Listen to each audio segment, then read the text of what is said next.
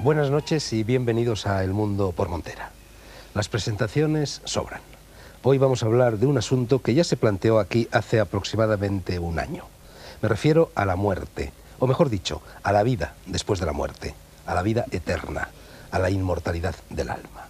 Creo, y no soy el único en creerlo así, que ningún otro tema debería interesar más que este al hombre de hoy, al hombre de ayer y al hombre del futuro, si es que ese futuro existe. Hasta 1789, infausta fecha de arranque de la Revolución Francesa, nadie, ni cura, ni seglar, ni científico, ni humanista, ni aristócrata, ni hombre del pueblo llano, había dudado jamás de algo que a mí me parece evidente: la existencia de un más allá después del transcurso de este más acá. Me atrevo a decir que en torno a esa hipótesis existe un consenso histórico casi universal. Existe también evidencia clínica y científica, y existe, por desgracia, en nombre del sistema y del discurso dominante, una conjura de silencio, debido a lo cual muy pocos tienen el coraje de decir en público lo que en el secreto de su alma creen. La tertulia de hoy se llama La muerte, un seguro de vida, y ante un rótulo tan tajante sobran las aclaraciones. Acaba de empezar la primavera, las larvas se están convirtiendo en crisálidas, en mariposas, y no hay metáfora más ajustada que esta, la de una mariposa psique, abandonando su capullo, el cuerpo, para incorporarse a otro tipo de vida, la del aire, la del espíritu, la del reino de los cielos, la de Dios. Hoy no tenemos en la tertulia, me parece, ningún incrédulo. En mi opinión es más fecundo el consenso que el disenso. De la discusión no suele nacer la luz. Y, como decía el marinero del romance del conde Arnaldo, en una de las más hermosas páginas de la literatura castellana, yo solo digo mi cantar a quien conmigo va. Y conmigo va, en primer lugar, Félix Gracia, editor y director de la revista Más Allá. Félix, cuerpo físico, cuerpo vital, cuerpo astral, cuerpo mental. ¿Qué dicen los grandes maestros de la tradición a este respecto? ¿Cómo es el rito de paso entre el aquí y el allá? Con pequeñas diferencias formales, las diferentes doctrinas tienen una enorme coincidencia en el fondo de las cosas. Y es que todas ellas consideran el ser humano o al ser humano como un espíritu, un ser espiritual, hecho de la misma esencia del Creador y por lo tanto eterno, inmortal. Y este espíritu inmortal existe o vive, desarrolla experiencias simultáneamente a la vez en diferentes planos de existencia. Y para habitar o para desenvolverse, por llamarle de alguna manera, en cada uno de esos planos existenciales, utiliza un vehículo diferente, el vehículo adecuado. Entonces, para desenvolverse en el mundo físico, allí donde la energía o la esencia adquiere la materialidad más densa, que es el mundo físico en el cual estamos, utiliza el cuerpo físico. Y para vivir experiencias en otras dimensiones o en otros mundos más sutiles, es decir, donde la materialidad es más sutil, utiliza otro tipo de cuerpos como el astral y todavía más sutil el mental. Cada uno de estos cuerpos está perfectamente adaptado para vivir un tipo de experiencias. Las locomotoras, las físicas, el cuerpo físico, las emocionales, ese llamado cuerpo astral, y las mentales, las intelectivas, el cuerpo de la mente. Pero el ser humano no muere nunca. El sentido, el concepto de la muerte que tenemos, el único concepto de la muerte que tenemos por próximo y por conocido, es precisamente el de la separación, el abandono, el desprendimiento de ese cuerpo que llamamos físico. Cuando el ser espiritual y por lo tanto eterno, insisto otra vez, ha acabado sus experiencias en el plano físico, se desprende de ese vehículo que utilizaba, que es el cuerpo físico, y continúa su existencia en los otros planos. De manera que para la persona que se muere, aunque nosotros, los vivos, no lo podemos esto quizá entender muy bien y por supuesto no lo sabemos, pero para el que se muere no tiene sentido de haberse muerto, puesto que no siente la muerte, simplemente se da cuenta de que un vehículo que estaba utilizando, que es el cuerpo físico, de pronto lo ve fuera de sí, o él se ve fuera del cuerpo físico, pero no tiene sentido de haber muerto en absoluto.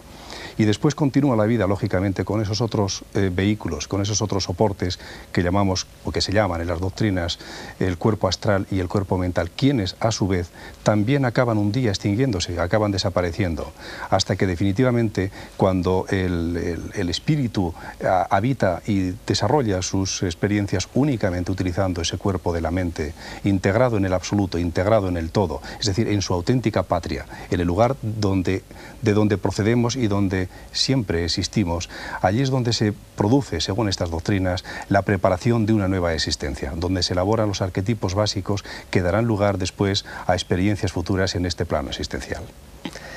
Segundo contertulio, o mejor dicho, segunda contertulia y testigo de descargo, como veremos enseguida. Gloria Calatayud, psiquiatra, psicóloga, socióloga. Trabaja y ha trabajado durante muchos años en centros de rehabilitación de ancianos y ha tenido experiencias propias y ajenas de contacto con la muerte. Empecemos por lo propio, Gloria. Has tenido, creo, 3 experiencias en el umbral de la muerte. La primera, ¿cómo y cuándo? Pues la primera estaba bajo unas tensiones emocionales muy fuertes. Entonces, para mí aquello fue una vivencia extraña, una vivencia distinta. No sabía que podía hacer referencia a unas experiencias extrasensoriales, y yo sí sentí que me desplacé, caminaba o me desplazaba por un tubo hacia una luz muy brillante. No podemos decir brillante, era radiante, no es una luz humana, es una luz distinta, a una estancia totalmente distinta, donde se respiraba una atmósfera de paz y de amor que no se puede encontrar aquí. Había una figura radiante y es la que me recibió, me tranquilizó y me volvió a mandar otra vez para acá. Debe ser que no me quieren allá arriba. La segunda experiencia fue La segunda clínica, experiencia, ¿no?, fue clínica. Volviendo ya, de una anestesia. Sí, a la vuelta de una anestesia, donde yo ya no volvía de... La experiencia normalmente de una anestesia no se recuerda absolutamente nada. Sin embargo, yo recuerdo haber estado en ese mismo lugar, que a la vuelta es cuando yo pude recordar y hacer cábalas sobre que había tenido esa experiencia anteriormente. Entonces yo volvía de aquel lugar y entonces vi todo el sistema de rehabilitación o de reanimación de mi propio cuerpo. Estaba en el quirófano, yo pude ver a la persona que me estaba reanimando, yo podía pensar, no se da cuenta que no puedo respirar, yo quería decirle a gritos que no puedo, me daba cuenta yo misma que no podía, y entonces me di cuenta que estaba fuera de mi cuerpo. ¿Y allí también tuviste el mismo tipo de Sí, tuve el mismo desplazamiento, pero túnel, anteriormente a la visión de quirófano no, yo volvía de la luz. ¿Volvías de la luz? Volvía de la luz. ¿Y la tercera experiencia? La tercera experiencia fue mucho más distinta, fue una experiencia a través de unas hemorragias en las cuales me quedé sin líquidos circulantes. Entonces yo caminé hacia la luz y encontré a mi padre. Y mi padre fue dictándome órdenes de lo que tenía que hacer. No había perdido el sentido del oído. Yo bajaba en un ascensor, estaba mi marido y 2 primos en él, y yo pude contarles que no veía, que los había borrado totalmente, y ellos comprendieron que me estaba muriendo. Entonces, en ese momento encontré a mi padre, había muerto hacía 6 meses, y él fue dictándome que no dejara de hablar, que si perdía el contacto con este plano no podría recobrarlo y no podía pasar. Entonces, todo aquello que yo fui oyéndole a mi padre, fui transmitiéndolo aquí. ¿Y tú contaste esta experiencia inmediatamente después, cuando resucitaste a los tuyos, a tu marido? No lo contaste. ¿Y poco a poco sí? ¿Lo fuiste contando? Bueno, de vez en cuando, alguna vez se lo he contado. Yo creo que nunca del todo. ¿Por qué no lo contabas? ¿Por qué ese pudor en las personas que han tenido alguna experiencia de este tipo? Hombre, tú comprenderás que de toda mi mente de un poco racionalista, lo único que podía pensar es que estaba un poco loca, ¿no? ¿Y por qué dejaste de pensar que estabas loca? Hombre, después de que empiezas a leer que hay muchos más locos sueltos, pues entonces lo que haces es que dices, bueno, pues uno más no importa. ¿A ti te modificó, te transformó esas experiencias? Sí, totalmente. ¿En qué sentido? Verás, después de la primera yo puedo decir que mis ideas parecían totalmente dispares a las de los demás. Y sin embargo yo siempre he pensado que uno se encuentra a sí mismo a través del otro, a través del amor que le puedes dar al otro. Y esa ha sido la experiencia que yo he ido sintiendo, he ido dando. Claro que he recibido más tortas, Hasta en el carnet de identidad en cuanto te descuidas. Pero vamos, de todas maneras, creo que es la mejor experiencia. Gloria, el darte cuenta de que son los otros los que te van a dar tu imagen, porque tú tienes una imagen distinta. Es algo muy por encima de ti. Somos únicamente canales de otra cosa. Y en los 3 casos la experiencia fue placentera. Sí, en todos. Sin ganas de volver. Vamos con la tercera contertulia. Magda Catalá, mexicana residente en Barcelona, psicóloga transpersonal, escritora, ex profesora de psicología en la Universidad de Barcelona y psicoterapeuta entre 1980 y 1987 en el Centro de la Mujer de Cañelles. Estuvo ya una vez en El Mundo por Montera precisamente para hablar de psicología transpersonal. Magda, ¿es verdad que se han recogido ya 25.000 casos clínicos de este tipo, como el que acaba de contarnos Gloria, de eso que suele llamarse experiencias en el umbral de la muerte? Sí, esa fue la cifra que le escuché mencionar a Elizabeth Kubler-Ross cuando estuvo aquí hace un año aproximadamente en Barcelona. Tenemos allí uno de sus libros, La muerte, un amanecer. Sí, y me explicaba cómo, estando al lado de moribundos desde hace más de 30 años, se había encontrado una y otra vez con que sus agónicos, las personas que estaban marchando, explicaban este tipo de experiencias. En ese libro, precisamente, en un momento dado, narra su propia experiencia, no muy distinta de la que tú acabas de mencionar en algún sentido. Y yo he estado recientemente en Nueva York trabajando con su equipo acerca de estos temas, y quizá lo poco que pueda yo aportar hoy en mi intervención aquí, a diferencia de las personas que me rodean y que creo que ciertamente tienen mucho a decir sobre el más allá o el después de la muerte, y que me atrevo a mencionarlo ya que siento que es el mensaje que Elizabeth está aportando, tiene que ver mucho más con el más acá de la muerte. Elizabeth, a pesar de tener una lista de más de 25.000 personas de estos casos y de haber experimentado ella misma en una ocasión un despegue de su cuerpo que lo llevó a unas zonas muy alejadas y que fue una experiencia muy importante para ella, el trabajo que hace en relación a la muerte tiene mucho más que ver con la vida y con las pérdidas que supone para los que están aquí, con esa preparación para morir que para ella no sería muy distinto de la preparación de vivir. En otros términos, tendría que ver con lo que Félix mencionaba hace un momento, de limpieza de esos cuerpos, tanto físico como emocional como mental, que son la condición, el que hayamos trabajado, iluminado en tanto que haber comprendido esos procesos, son realmente la condición de que sea la luz lo que nos espera en otro momento y que podamos llegar a tener esas experiencias con paz de espíritu. En todo caso, hablaría de ello si hay ocasión. Habrá oportunidad, supongo. Cómo lo trabaja Cuarto ella. contertulio, Pedro González Collado, o mejor dicho, el hermano Pedro, el universal, al menos en la península ibérica, hermano Pedro, director y fundador de la comunidad espírito cristiana El Gran Corazón. Tuviste tu primera experiencia paranormal a los 7 años de edad. Sí. ¿Cómo fue y qué te sucedió a partir de entonces? Antes de tener estas experiencias, yo ya en sí me encontraba raro, ¿no? Me parecía que estaba en un mundo que me encontraba raro en ese mundo. Y no me gustaba los amigos, siempre me gustaba ir con personas mayores. Es decir, que no me estaba adecuado lo que yo sentía y hacía con la edad que tenía. Pues sí, a los 7 años fue cuando tuve las primeras experiencias que llamamos paranormales, y yo quisiera decir que de paranormal no hay nada. Es lo más normal del mundo. De hecho, la próxima era que está ya por llegar, esto estará en todos los seres, porque precisamente el prescindir de eso, el no haber alcanzado el ser humano esa interioridad, pues vivimos en el mundo que vivimos tan caótico, precisamente por eso. Se desplazaban muebles cuando yo pasaba, veía luces a todas horas, oía voces. Cuando fui siendo mayor, entrando en más sentido común, más racional, pues me fueron diciendo todo cuanto me iba a acontecer en la vida, todo me ha acontecido tal cual. Y esas han sido mis experiencias. Luego ya la vida, pues claro, yo quise vivir esa interioridad, apartarme un poco de todo.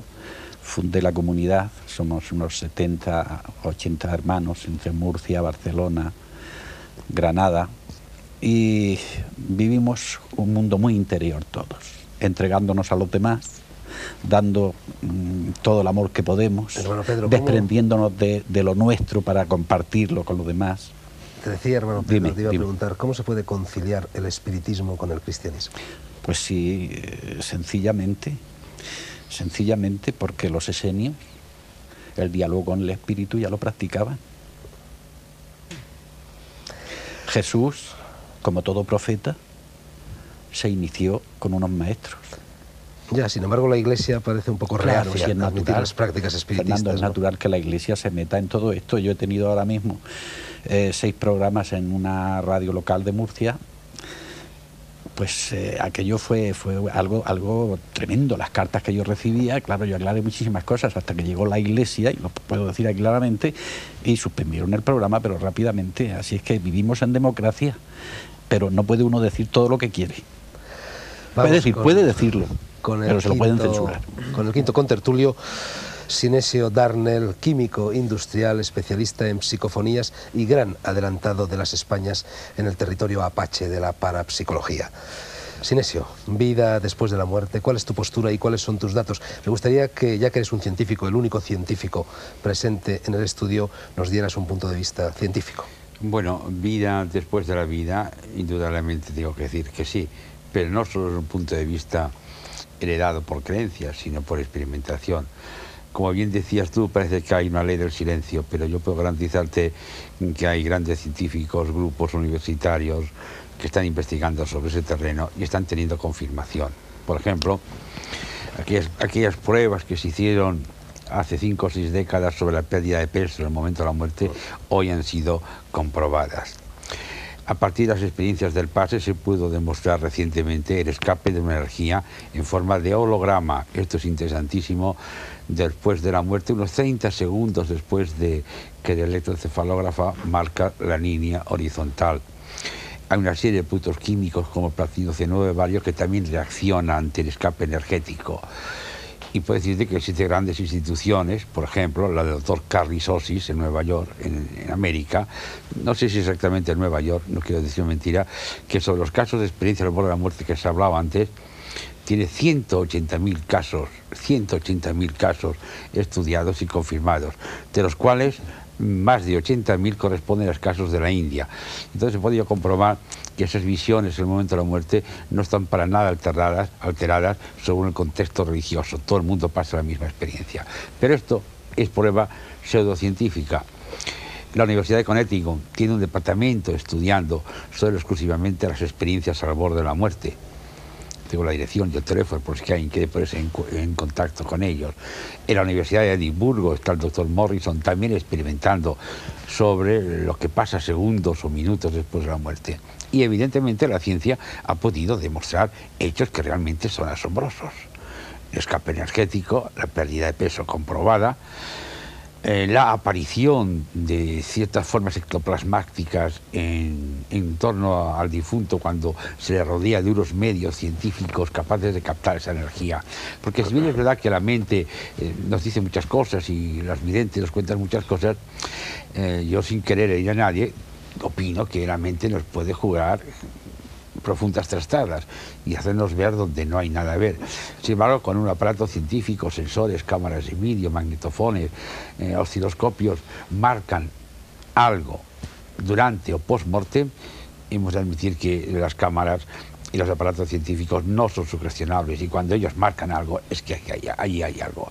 Y efectivamente se han cogido fotografías asombrosas del desprendimiento a la base del cráneo de una nubecilla energética, también coincidiendo con la pérdida de peso y con esos 30 segundos posteriores a que el electroencefalógrafo marca la línea horizontal. Podíamos hablar de muchas pruebas, pero concentrando como científico puedo decirte, y desde un punto de vista científico, que sí hay vida después de la muerte. Y que serían muchos científicos lo que dirían. Lo que pasa es que hay un temor, hay un celo, la gente se calla, pero se experimenta, se trabaja, y muchos científicos que en pequeños comités dicen que sí, luego de cara al público dicen que no, ¿Pero por qué ponen ese duda. temor, Sinesio? Yo no lo entiendo. ¿Por qué ese temor? No lo sé, pero yo puedo decirte que un compañero mío que en la Universidad de Barcelona habló sobre estos temas, pues fue llamado la atención. Nos tratan de chalaos, nos dicen que somos visionarios y esto pues perjudica, y claro, hay que trabajar, hay que vivir, hay que atender las necesidades, uno tiene que aparentar lo que no es, una seriedad quizá demasiado racionalista, que es lo que lo está perdiendo todo, y hemos de frenar el romanticismo, hemos de frenar lo que yo llamo siempre el sentido mágico de la vida, que está ahí y que debemos acercarnos a él y olvidarnos un poco del racionalismo, porque la meditación realmente impide la acción en este terreno. El querer ser excesivamente racionalista nos frena el avance espiritual, pero de una manera rotunda y segura. Último tertuliano y miembro habitual del Mundo por Montera, Isidro Palacios, escritor. Isidro, decía la tábula esmeraldina, lo que está abajo es como lo que está arriba. El microcosmos es como el macrocosmos. El iniciado tiene que morir para nacer de nuevo. La muerte como vía de iniciación y gran rito de paso ya se ha mencionado entre el hombre viejo y el hombre nuevo. La gran metáfora de la resurrección de Jesucristo. Háblanos de todo ello. De hecho, Fernando, la muerte, en un sentido general, es ya en sí mismo un rito de paso. Un rito de paso significa el pasar de una existencia, dejar atrás una vida limitada e imperfecta, y pasar a una vida superior, a una vida gloriosa. Esto, el hecho de la muerte, fue conocido por el hombre antiguo desde el mismo momento de la existencia de la muerte. Ahora, el hombre antiguo se preocupó más bien no por saber que conocía esto, sino por saber si podía de alguna forma tener una noción, una anticipación del cielo en la tierra. Eso planteaba, de hecho, el descubrir algunas vías que luego después se llamaron vías en general de iniciación. Y le bastó descubrir o aplicar un principio hermético que dice así: como es arriba, es abajo. De hecho, el hombre en ese sentido comprendió que para nacer a una vida superior debía de morir a la que desde ese momento tenía. Esto todos los pueblos antiguos lo concibieron y lo practicaron, incluso se transmitió hasta el propio cristianismo. De hecho, el propio San Francisco de Asís decía que para tener como compañeras a las virtudes, el monje o el santo o simplemente el cristiano tiene antes que morir. Claro que estas vías de iniciación, todos los antiguos y los iniciados comprendieron que no estaban exentos de una vía sacrificial, no exentas incluso de dolor. De hecho, el principio de iniciación implicaba un instrumento purgatorial o purgacional. El purgatorio, tal y como el cristianismo ha concebido ese principio, el purgatorio no existió siempre en el cristianismo, por decir en la expresión donde más claro existe, digamos, la tradición. El purgatorio existe a partir del siglo XII, pero digamos que el concepto fundamental del purgatorio como intermedio entre la vida y el cielo, como elemento de purificación y de ennoblecimiento del hombre, se asume en esta concepción. De hecho, el purgatorio hoy se considera que está en un más allá, y el hombre, como hoy no concibe vías de iniciación, pues no percibe que incluso la vida pueda ser un purgatorio en esta existencia. Pero en la Edad Media incluso existe una tradición, por ejemplo, en Irlanda, que habla del purgatorio de San Patricio, donde caballeros descendían a los infiernos y salían transformados. De hecho, la tradición habla del caballero de Owain, y nuestro propio Calderón de la Barca habla precisamente de este purgatorio de San Patricio. En fin, el proceso es importante y creo que tendremos oportunidad de hablar de ello a lo largo Quisiera simplemente decir una cosa. Estas vías de iniciación, estos ritos de paso, ponían de manifiesto una cosa fundamental que el mundo moderno ha perdido. No solamente la unión del cielo y de la tierra, la percepción en este mundo de una realidad superior, un conocimiento superior, la visión incluso de algo que está vetado a los ojos normales del hombre y a su concepción racionalista, la visión incluso del propio paraíso que está en este mundo. Pero no solamente esto, sino que el hombre antiguo concibió que esa vía de realización era la condición indispensable para que el hombre asumiera su condición como tal. Podemos deducir que el mundo moderno, al no concebir la vida como vía de realización, evidentemente no concibe tampoco al hombre en la dimensión tan profunda como la concebía el hombre antiguo. Bien, Félix Gracia ha dicho que el ser humano no muere nunca. Yo me pregunto y os pregunto, ¿ningún ser humano muere o hay varias clases de seres humanos según cómo haya sido su vida? Quiero decir, ¿hay seres humanos que quizá no llegan a todas estas regiones de ultratumba que han sido mencionadas?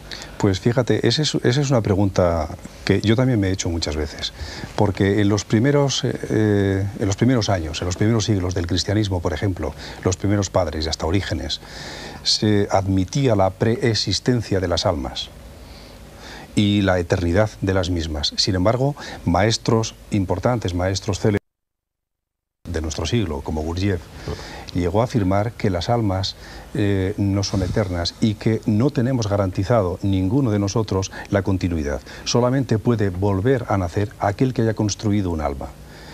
Quien no haya construido un alma, en el momento de morir el cuerpo físico, estoy diciendo, sería, ¿cómo te diría yo? Sería absorbido por alguna fuente de energía en el espacio, en el cosmos, y quedaría sumido en la nada.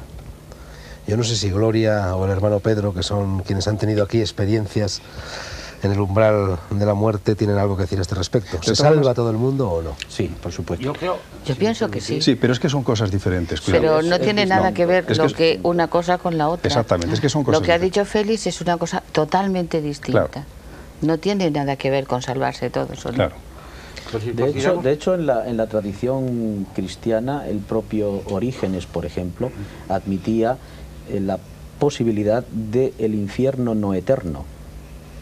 Es decir, y esa posibilidad se deduce de ello que el hombre puede incluso llegar, incluso el condenado teóricamente, puede llegar incluso a salvarse en una ulterior posibilidad, ¿no? Sí, sí, no, sí. Creo que sin eso...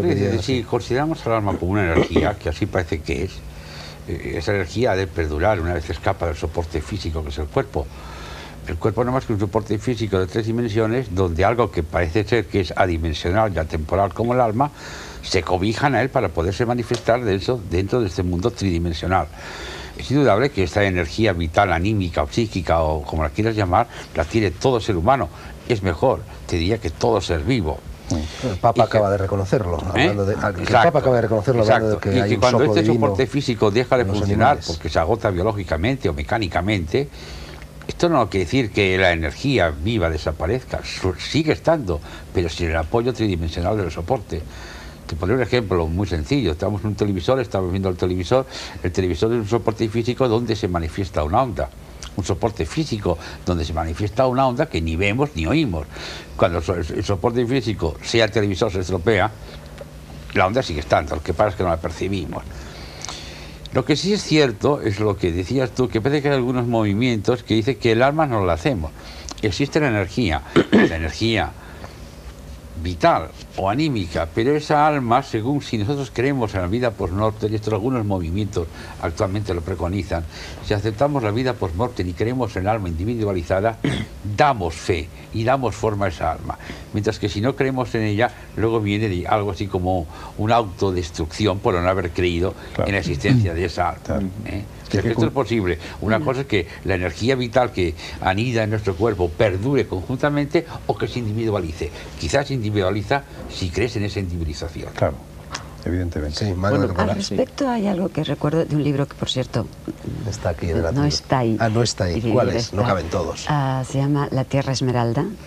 Ahí acaba de salir muy recientemente, donde dos autores franceses, un matrimonio, narra sus experiencias de salida de cuerpo. Y aunque yo lo leí hace tiempo porque lo leí en francés, pero me parece recordar algo que quizá viene en relación a lo que estamos diciendo. Se encuentran con un maestro que los guía a través de esa dimensión y lo primero que los lleva a presenciar es la muerte de una persona que sufre un accidente en la carretera y que se encuentra muerto fuera de su cuerpo, el coche está destrozado y no ve nada y no le pasa nada y no entiende nada y solo está preocupado porque el coche le costó mucho y cómo va a cobrar el seguro y no tenía los papeles en orden. Y el maestro que acompaña a los autores del libro le explica, es que es así, si tu mente no está abierta, del mismo modo que no podemos acercarnos a que alguien que no cree en la vida después de la muerte, por ejemplo, lo puedas convencer. Si tú te mueres sin tener una noción, una expectativa, sin estar de alguna manera preparado, vas a seguir encasillado en tus esquemas mentales tan pobres como esos el tiempo que tú decides. Pero Magda, ¿no suministrará la agonía esa preparación? Es decir, claro, un ateo que llega al momento de sería... agonizar probablemente se le abren los ojos en ese momento. Ese sería un poco el trabajo, por ejemplo, que está haciendo Elizabeth Kubler-Ross, de prepararnos, de enseñarnos, de saber que no sé qué pasa exactamente, en qué dimensiones, quién se salva o cómo va el alma, pero sí hay una posibilidad de morir conscientes, de morir en paz, y ese sí es un trabajo preparatorio. Sobre todo pienso que todo lo que vais a decir y que me parece fundamental y con lo que estoy profundamente de acuerdo y que muy contenta de que se diga, pero pocas veces va quizá a ser útil para las personas, el hombre de la calle ese que corre por ahí, que tiene tanto miedo frente al tema de la muerte, que le produce verdadero rechazo y temor y que no acepta de entrada ni siquiera la muerte de seres queridos. Entonces, para esas personas creo que tomar conciencia de que hay un trabajo a hacer consciente que les posibilita llegar a entender y a compartirlo. Lo que está ahí para vosotros ha sido una experiencia dada y que para ellos quizás es algo que tienen que lograrse, tienen que hacerse ese trabajo de alma. Creo que es importante, ¿no? Porque por un lado está la información y creo que es muy válida, pero por otro está realmente la posibilidad de experimentar una aproximación a la muerte tranquila. El hombre de la calle, ese que corre por ahí, está preocupado sobre todo en relación con estos temas, en saber en qué medida se conserva la individualidad en el más allá o se pierde por completo y uno se funde en el cosmos. Posiblemente tiene esa preocupación porque hay una carencia de información, eso indiscutiblemente. Bueno, y también porque hay miedo a llegar a tener esa información, o sea que hay una doble postura. El hombre que quiere conocer... Una información equivocada. Exacto, el hombre que quiere conocer y busca, y otro que le habla de estos temas y dice, no, mira, eso deja la parte, en el fondo es miedo. Pero en el fondo suyo sigue teniendo curiosidad por estos temas y en el fondo está deseando que le despeje la incógnita. Sí, yo quiero decir, con relación a esa pregunta que tú has planteado, las religiones resuelven esa incógnita de manera diferente.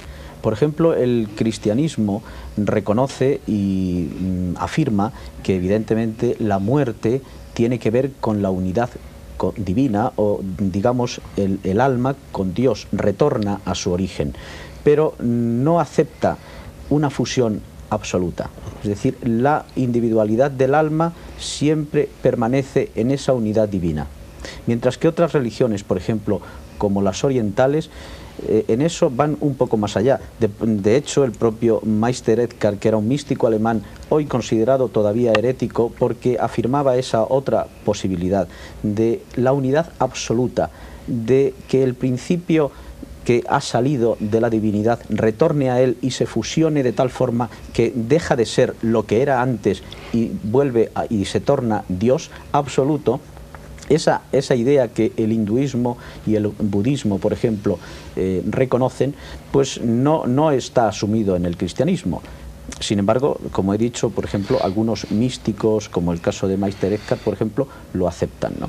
Es decir, el tema está diferentemente resuelto en las religiones. Unos reconocen que esa unidad divina está menos concluida, menos concluyente, más en una cierta frontera, es decir, se conserva una cierta consciencia en el cristianismo del alma y una relación de tú y yo, mientras que en el hinduismo, por ejemplo, la unidad es concluyente. Probablemente se dan estadios sucesivos, ¿no? Una progresiva despersonalización hasta la fusión final, ¿o no? Sí, es posible. Por supuesto. Lo que sí puede ser que existan diferentes estadios desde un punto de vista más científico, por ejemplo. La propia Santa Teresa hablaba de muchas moradas, etc.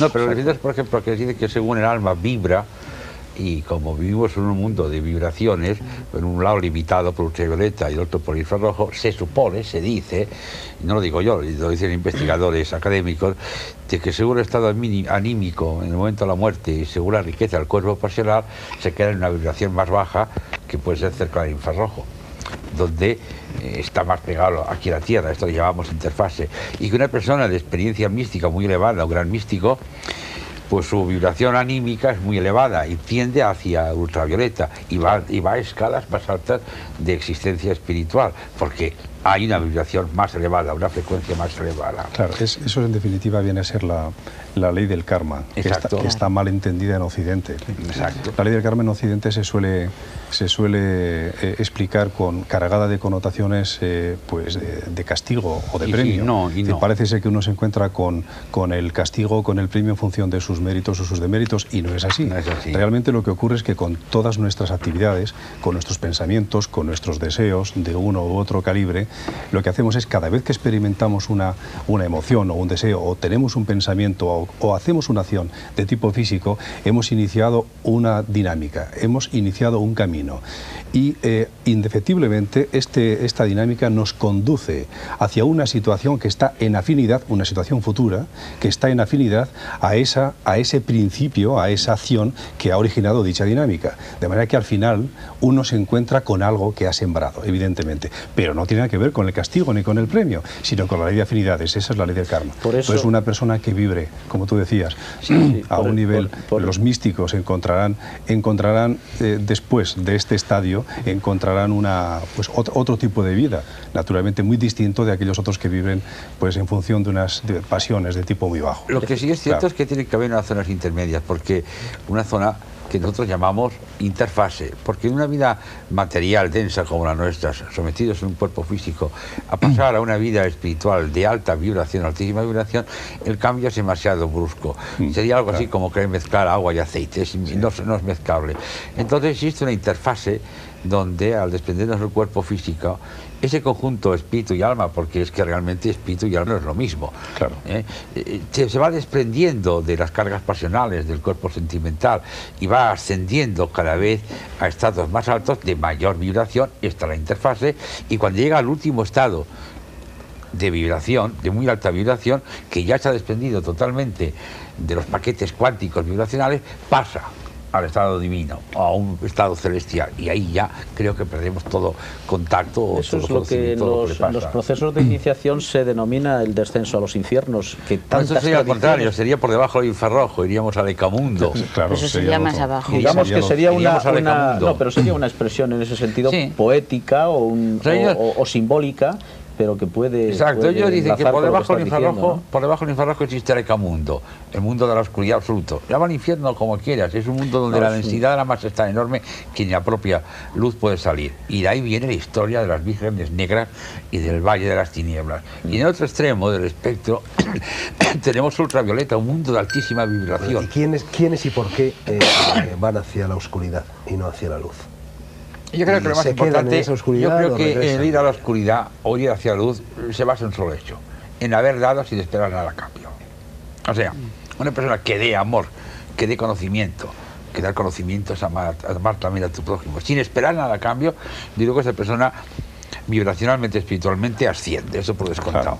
Indudablemente. Claro. Es que eso yo creo que la base es esa, dar sin nada a cambio, que es muy difícil, es terriblemente difícil. Y los demás se hunden en la oscuridad. No es que se hundan, pues están menos evolucionados. ¿Qué esperanza tienen? Están menos destilados, por decirlo así. Son licores más espesos, menos destilados. Pero pueden ascender a su vez desde esa oscuridad.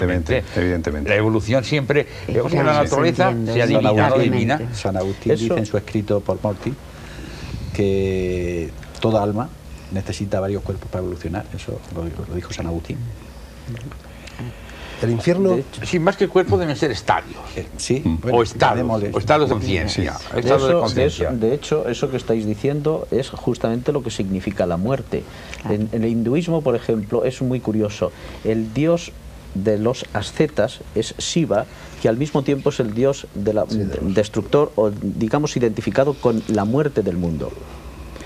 Los monjes, cuando cambian de vida, es decir, queman su existencia, dan la espalda al mundo, mueren para el mundo y llegan incluso hasta cambiar el propio nombre que tenían en la vida y, digamos, mueren no solamente en el símbolo, sino realmente. Ese sentido de la muerte, el que estás definiendo ahora, pues yo creo que es más preciso y más correcto que el que has definido al principio, y que bueno, pues en cualquier caso te quería hacer algún comentario al respecto. Sí. Porque tal y como te expresabas al principio, daba la sensación de que la muerte de la que estamos hablando, es decir, la muerte, la separación del vehículo físico, del cuerpo físico, de los otros vehículos de la conciencia, es el paso previo para alcanzar la plenitud, para ir al cielo. Y no es así realmente. Todo lo que estamos diciendo es cierto, pero es cierto en la medida que es observado desde un concepto, desde una creencia de nosotros, de lo que nosotros creemos que somos realmente. Claro. Desde la creencia de que somos el yo aparente, pero desde la otra creencia, desde la percepción de que no somos el yo aparente, sino la esencia que sostiene este yo, y que por lo tanto es esa parte espiritual eterna, las cosas cambian completamente. Esa esencia y ese espíritu no necesita realmente todo este proceso, claro, porque ya existe, es de la misma esencia y es Dios. No necesita todo este proceso que estamos definiendo.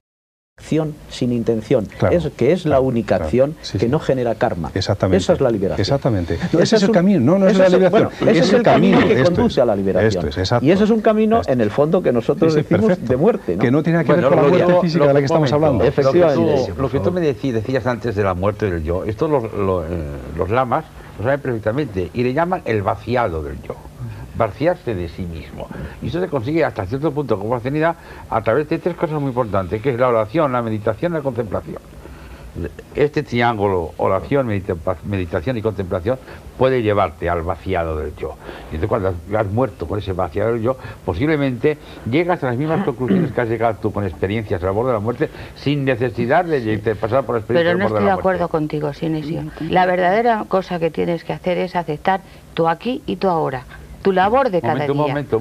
Porque si tú solamente te dedicas a orar y a meditar. No, yo no, y a orar, estoy hablando tú no de los llegas a conseguir absolutamente nada. Y yo creo que es positiva la labor de los lamas. Sí, es muy positiva. Ahora, yo no soy lama, porque es su camino. Así, claro. Pero el camino de cada uno de nosotros es muy distinto. No, sí, el camino es un poco el de Santa Teresa cuando decía Dios está entre los pucheros. Sabes que tú lo has oído muchas veces. Sí, lo del cuarto camino. Lo del cuarto camino. Aquí no se trataba de estar en comparaciones, se trataba yo te quiero decir que demasiado ello se consigue fácilmente. Sí. Y que entonces también es una manera de evolucionar aquí ya. Pero es que la manera de evolucionar esa tan fenomenal solo la pueden alcanzar 4, 6, 8, 18, 20. Sí, pero la de todo el hombre que pisa la calle, que es lo que estaba hablando antes Magda y lo que has hablado tú, yo me refiero a que ese señor lo que tiene que aceptar es que vamos con chaqueta o con falda y con blusa cada día, y que cada uno de nosotros tenemos que realizar una labor. Sí. Y que esa labor realizada con amor cada día es lo que nos lleva a ese difícil es. Creo que Magda quiere decirnos algo. Que es muy difícil. Esa labor la realizamos, pero no con amor, sino con cansancio, a regañadientes y poniéndonos un deber. O sea que tú lo que quieres es un místico que ande por la calle. Pero sí, es que es la realidad. No somos tan perfectos, Toda la comunidad. Sería perfecto, pero no. De uno en uno, por favor. Sí. Hermano Pedro y luego Magda. La comunidad a la que pertenezco, ¿no? Pues bueno, la vida de cada uno ha cambiado totalmente. Es decir, lo que antes cualquier cosa le agobiaba, le angustiaba, le caía en un pesimismo, pues hoy no, hoy se acepta perfectamente. Sí, yo también creo que hoy hay mucha más gente, no son 4 o 5, que tienen posibilidades de vaciar el yo a través de técnicas como la meditación, la contemplación, la búsqueda, la información. Pero bueno, volviendo un poco al hombre de la calle, que siento que soy hoy la representante de la calle aquí. También Gloria, hablaría las dos un poco, mujeres. pero ya he hecho una experiencia muy importante. No, hablan del hombre de la calle más que nosotros, es verdad. Sí, perdona, Magda, sigue, sí. Volvería al trabajo de Elizabeth, que realmente tiene que ver con todo lo previo, ¿no? Para tantas personas que sus apegos pasan por emociones a veces muy primarias y muy humanas, por otro lado. Concretamente en el trabajo de un seminario de 5 días que estuve haciendo en Nueva York, donde éramos unas 50 o 60 personas trabajando este tema, eran gente que habían sufrido pérdidas importantes de seres muy queridos recientes o que estaban interesados por el tema. Y el trabajo para mí en alguna medida fue sorprendente y no puedo decir decepcionante, porque creo que lo que aprendí valió la pena. Era que no hablábamos en el tema de la muerte, de la trascendencia, ni de la espiritualidad, ni de esto, sino que esta gente se le invitaba a pasar a una colchoneta delante de todos y desbloquear emociones. Las emociones básicas de la rabia, del miedo, de la frustración, de la impotencia, como maneras un poco de realizar lo que me recordaba en tus palabras, como aquella máxima mística que dice: el que muere en vida no muere al morir. Claro. Como una y otra vez aceptar las muertes diversas, ¿no? Claro. Porque la primera, según y cómo, fue el vivir, fue el nacer. Por supuesto. Por lo tanto, desde el trauma del nacimiento hasta la pérdida de la madre, de la primera novia, del amigo, de la carrera, de todo lo que no hemos podido vivir, había la necesidad, hay la necesidad, ¿no? Antes quizá de poder llegar a contemplar y meditar, de vaciarse de todos esos apegos, que son los que realmente impiden que la vibración sea cada vez más. Estamos llegando al mismo vértice por diferentes caminos. Yo quiero seguir con el hombre de la supuesto. calle, porque precisamente en este libro de Elizabeth que tienes ahí, habla de un tema muy interesante relacionado con el hombre de la calle que tú dices. Porque claro, todos, a lo mejor los espectadores nos pueden pensar que cuando hablamos de la post-mortem como un camino ya definitivo de realización y de liberación que se va a dar gratuito, pues todo el mundo puede pensar que en esta vida pues realmente qué hacemos con las dificultades, con los esfuerzos, con las cruces, con las penalidades, con todas esas cuestas arriba que tenemos en la vida, ¿no? Curiosamente en este libro pues vuelve a plantearse el tema que todos los santos, los místicos, los monjes plantearon, en el sentido que está condicionado el estado que nosotros tengamos allí, en esa vida de ultratumba, con nuestra aceptación de esos sacrificios, de esos problemas, de esas cruces. Trabajo, es decir, normalmente el hombre moderno de nuestra civilización actual, cuando se le presenta una dificultad, la rechaza y protesta de que incluso exista.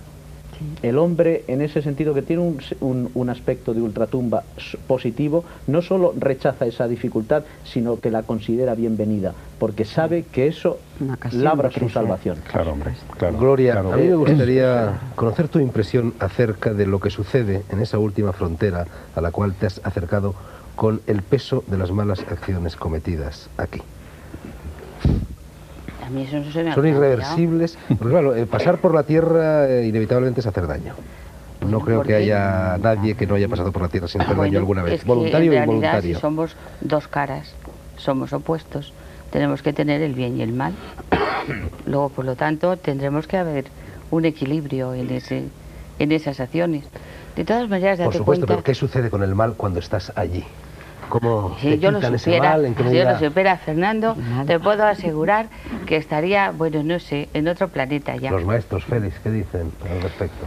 Los diferentes doctrinas de estas que se llaman esotéricas, lo que hablan es que con nuestras acciones, con nuestros deseos, como decíamos antes, estamos generando un karma realmente, o estamos liberando unas energías.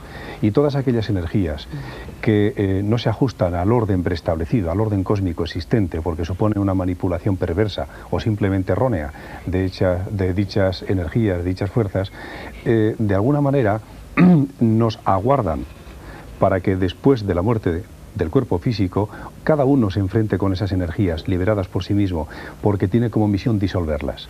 El infierno en este sentido no sería un lugar donde se va, sino un estado de conciencia que supone el enfrentamiento con todos aquellos errores, porque en definitiva lo que entendemos por pecado no son sino errores, por ignorancia naturalmente en el manejo de nuestros poderes creadores que los tenemos, enfrentarte con aquellos errores, absorber y disolver esas energías erróneamente orquestadas o manejadas, sería enfrentarse cada uno con su propio infierno, que no es un lugar, y mucho menos colectivo, ni tampoco es eterno. ¿Cómo se sale de ese infierno? Si es que simplemente absorbiendo las energías, consumiendo aquello, todo lo que has liberado de perverso, una vez que lo asumes, que lo absorbes o lo reintegras en ti, lo que te permite naturalmente comprender hasta qué punto pues uno es responsable de los errores cometidos, ¿no? Y aprende por esa vía, ¿no? Bueno, y entonces en ese momento desaparecería.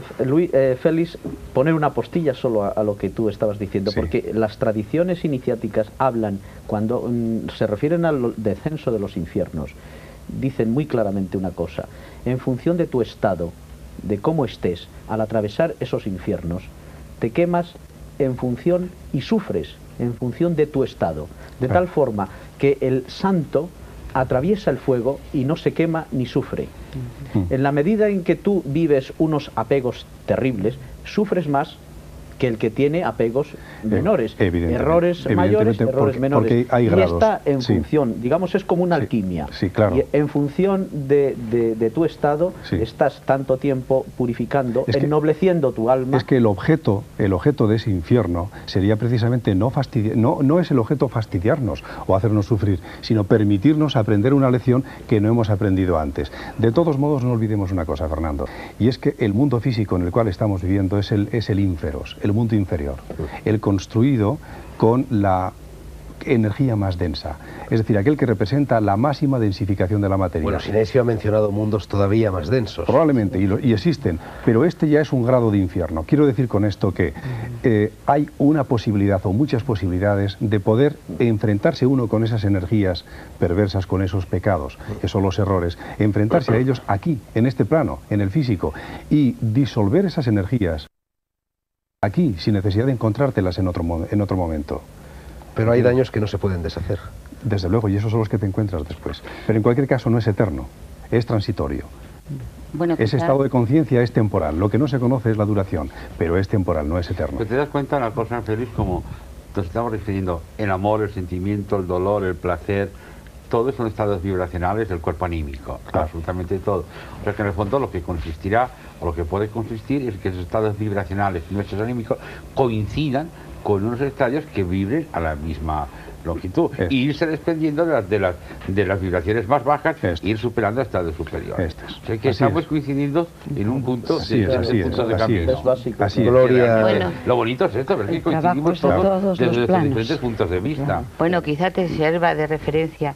Yo lo que he estado experimentando y viendo y estudiando y dándole vueltas es a que cuando uno se desliza por ese tubo hacia la luz, es lo mismo exactamente que un nacimiento a este mundo. Exactamente igual. El nacimiento aquí Esa se analogía. dice dar a luz y nosotros no, Vamos a la luz. vamos a la luz. Vamos a la Pero luz. es igual, Sí, porque sí. también aquí vamos a la luz. Exactamente igual. Salimos de una oscuridad y vamos a una A través luz. de un tubo. Que vamos a través de un tubo. A través de un tubo a través hasta de la un luz. útero salimos a una luz. Sí, pero y allí vamos a través de un tubo a otra luz. Es un nacimiento. Sí, y es por lo igual. tanto, en ese nacimiento Y hay un padre habrás y una de haber madre. Hay un padre, aprendido. un ser querido que te está Ahí. esperando, claro que sí. Es algo siempre que te igual. está esperando. Y Es por otra eso- cosa que y va. por eso Pero aquí hay un en el punto- pasaje de Nicodemo en los Evangelios, cuando Cristo habla a Nicodemo de qué tiene que hacer, él dice precisamente que tiene que nacer de nuevo. Volver al claro, él le pregunta cómo yo siendo viejo puedo volver a nacer del seno de mi madre.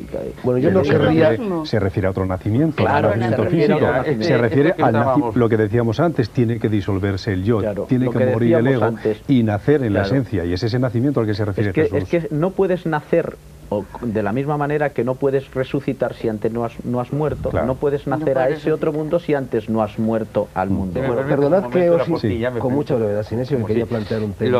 Desgraciadamente, lo que tú has explicado, algunos racionalistas de mente cuadriculada lo interpretan que no, si yo no estoy de acuerdo con ellos, estoy de acuerdo contigo totalmente, pero lo anuncio, ¿no? Algunos racionalistas dicen que precisamente en el momento de la muerte recordamos el nacimiento y que realmente esa escena del tubo y de la luz es un recuerdo de nuestro nacimiento. No estoy de acuerdo contigo, pero algunos lo han usado en contra a lo que tú dices. Yo no, yo estoy de acuerdo contigo, pero algunos lo usan en contra. Y si me permites un momento, hace pocos meses estuve asistiendo a la muerte de un antiguo maestro mío. y me definió la muerte maravillosa. Me dijo sencillamente, voy a morirme. Y yo dije, padre, no seas tan pesimista. No, no, no. Si al fin y al cabo lo que voy a hacer es regresar a casa. Y así murió. Yo no querría que se nos terminara el programa sin plantear algunos temas muy de hoy en relación con este asunto. Me refiero a los trasplantes, a las momificaciones, a las manipulaciones genéticas, a los abortos, a las cremaciones o a los entierros, a la autopsia y también a los plazos que establece la ley para enterrar a una persona. Parece ser que todos estos cuerpos sutiles que han salido tantas veces a relucir a lo largo del programa están unidos durante un tiempo que más o menos puede ser hasta de 3 días, al parecer, están unidos por el cordón de plata al cuerpo físico. ¿Qué sucede con estas cosas que evidentemente están manipulando antes de tiempo esa conexión entre lo espiritual y lo material? La tradición cabalista, tan importante en nuestra cultura y en nuestra religión, puesto que de alguna manera muchas de nuestras creencias tienen ese sustento, admite la existencia de 72 entidades, jerarquías espirituales, que se corresponden a su vez con esas jerarquías angélicas de nuestra cultura, los serafines, querubines, potestades, virtudes, etcétera. Y cada una de estas jerarquías, esa misma tradición, reconoce en ellas una capacidad, una cualidad, un aspecto particular, una función en el universo. Y hay uno de ellos que se llama Havamia, que tiene el número 70, es decir, está al final, prácticamente casi el último, a quien se le reconoce, entre otras capacidades, la de resucitar a los muertos. Entonces, si cada una de estas entidades tiene un periodo de regencia, como ellos reconocen, de 1 hora, significa que cuando Havamiak le toca actuar, pues han pasado prácticamente 3 días, han pasado 70 horas. Y cuando llega el turno de Havamiak, si el muerto sigue muerto, entonces admiten que efectivamente no tiene por qué resucitar. El resucitador, Havamiak, ha pasado por delante, no lo ha resucitado, por lo tanto está muerto, pero ya se han pasado las 72 horas. Y en consecuencia, a partir de ese momento, se puede manipular y se puede hacer lo que se quiera con el cuerpo, porque se admite que los cuerpos sutiles que estaban anteriormente vinculados al físico se han separado completamente, y lo que queda en el físico no es más que un conjunto de elementos químicos. Pero no hay ninguna señal en el cuerpo muerto o presuntamente muerto de que ese ciclo de los 3 días ha terminado antes de que se cumplan los 3 días. Se puede terminar mucho antes. Cuando hablamos de 3 días, estamos hablando probablemente del periodo máximo según dice la tradición, pero se puede prácticamente producir esa separación y la ruptura de ese cordón plateado en 1 hora, en minutos tal vez. Todo ello depende del nivel de desprendimiento o de desapego de la persona, del fallecido, respecto del mundo de la materia. Una persona que esté muy desapegada tarda minutos en hacer todo ese tránsito y se rompe el cordón. En cambio, alguien que estuviera muy aferrado a la vida, alguien que esté muy atraído todavía por pasiones, por emociones del tipo que sean, tardará más. El proceso será más lento. ¿Y qué sucede con los trasplantes, con las donaciones de órganos? ¿Son legítimos o alteran todas estas delicadísimas conexiones entre lo material y lo espiritual?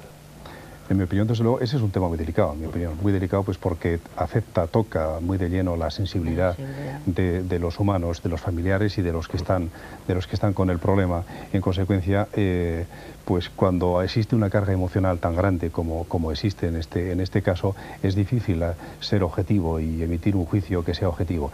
Pero esforzándonos en ser objetivos, tendríamos que decir que cualquier manipulación ejercida sobre un cuerpo antes de que se haya producido la separación definitiva del cuerpo físico y los otros vehículos es un atentado auténticamente para esa persona. ¿Estás de acuerdo, Sinesio? Bueno, desde un punto de vista excesivamente místico, puede ser que sea así,